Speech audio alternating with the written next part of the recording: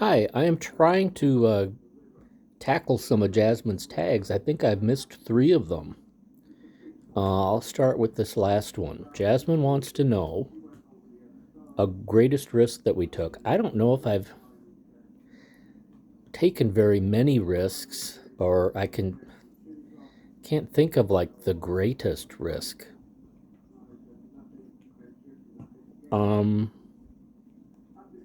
I think one thing, because I was listening to Jasmine's responses, and she talked about crossing a river in high heels. One thing that came to my mind was when I was walking my mom and our dog, and as we were walking down the street, we began hearing a dog scream and cry, and it was a little white Bichon Frise that was getting mauled by two pit bulls, and I couldn't. So I went after them to try and save the Bichon Frise, and one of them had it in its mouth and was shaking him like a rag doll. And it ran away from me, and the other pit bull ran interference, and it came charging at me and came at my leg. And I just very calmly turned to the side and, commanded no. And a neighbor called the animal control police. They came and they eventually caught the pit bulls and got the poor little Bichon. This is not a happy memory for me because I hate animal cruelty and suffering. And I remember seeing it as they were carrying it to the truck. It did not survive. But anyway, that was a risk I took, trying to come between two mauling pit bulls and a little dog to try and save the little dog. Then Jasmine asks, how could we politely get out of a conversation with someone annoying? I am not a social person at all. Um, I am a loner, and I go out of my way not to socialize and interact. So I usually feel awkward in conversations most of the time, and I usually think that I awkwardly end conversations sometimes. So I don't feel like I have much finesse as far as conversation, polite conversation, small talk. Um, I probably would say something to the effect of, "Well, I should be going," or I wouldn't. There's no reason, or there's no. I can't think of an occasion where I would enter in to a conversation with someone, annoying or not. So I would probably be on my guard through the whole conversation and would be thinking about, okay, how do I get out of this now? And I would probably be inching my way away. So I would either just turn and keep walking away with sort of like the facial expression of, well, see ya, or say something to the effect of, well, I'd better be going. Or because Scout would usually be with me, like on a leash, I would sort of pretend maybe that he was pulling me away, and I'd kind of like smile and wave and turn and keep walking.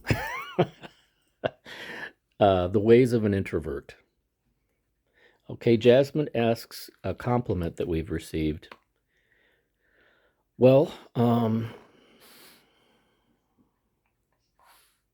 I keep being told that I'm very, how should I say it? Well, I keep being told that I'm very intelligent, and I always think, no, I don't really feel like I'm very intelligent. And then I'm always told also that I'm a good person, that I have a good soul, that I'm very kind. And again, my first thought is, not so much.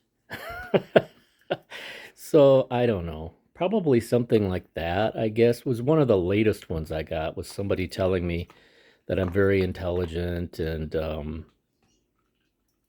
that I'm a good person. I have a good soul.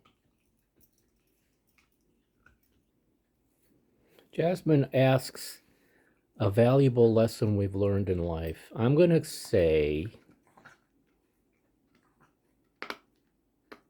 hmm, well, something else just popped into my head.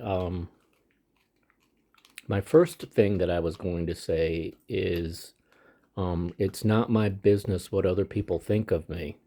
I was going to go with that, but then Jasmine's questions are always they're phrased like, what is the most one? What is the biggest one? And I can't ever think of the one that's number one, that's the most biggest important.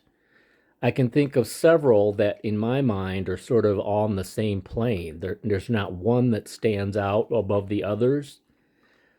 But something else came to my mind thinking about what's so important in life. And I'm going to go with honor thy father and thy mother.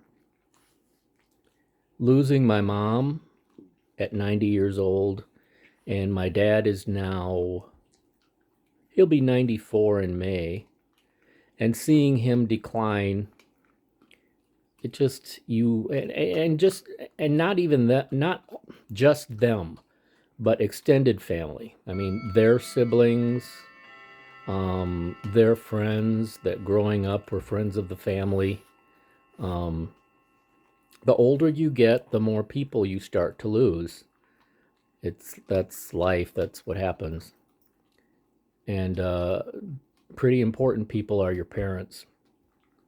So I'm gonna go with honor thy father and thy mother because through life, through the teenage years, you might rebel against them. You might say, I hate you. You might slam doors. You might roll your eyes and look forward to the day when you're off on your own and don't have to live by your parents' rules and et cetera, et cetera, et cetera. But there will come a time when you will realize how much they meant to you and how much they always had your best intentions at heart. And you will miss them one day when they're not around.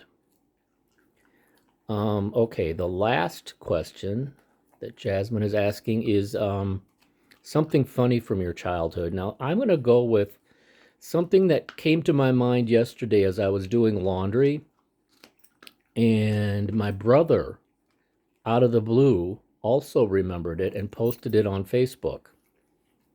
So I told him, I left a comment saying, I was just thinking about that yesterday. Our sister in law, my brother Mike's wife, when she was a teenager, worked at a laundry, uh, dry cleaners, I think it was. And there was an Asian man that came in and dropped off a pair of pants while Sue was working behind the counter there. And she looked for his pants and did not find them on the rack and had to apologize to him and say, I'm sorry, but I don't see your pants here. We don't I don't know. I can't find them. So he had to leave. They did not have his pants. He comes in another time while my sister-in-law is working behind the counter, drops off another pair of pants. And when he comes to pick it up, Sue goes to look for it on the rack and once again does not see his pants hanging on the rack. And she has to come back to the counter and apologize to the man and say, I'm sorry, but I am not seeing your pants here on the rack. And by this time, he was, what did I call him? Did I say that he was Asian or Chinese or whatever? Have to be politically correct. Back then, this would have been like the 1970s. I think we called him a Chinaman or a Chinese man. Now you can't say that so much. But anyway, his response was to say something to the effect of, and I hope I get it right. And you have to imagine this coming out of Sue, because Sue's voice, Sue's face, Sue's facial expressions, which of course you don't know, but it added to the funniness of the story. she said the Asian man replied to her after she said, she's lost, I guess, his second pair of pants that he's brought into this dry cleaners. I bring you one pair of pant, you lose that. I bring you second pair of pant, you lose that. What a man to do? It was, well, it was funny at the time. And that was just something that came into my mind that one of the family stories we used to tell. I bring you one pair of pant, you lose it. I bring you two pair of pant, you lose that. What a man to do.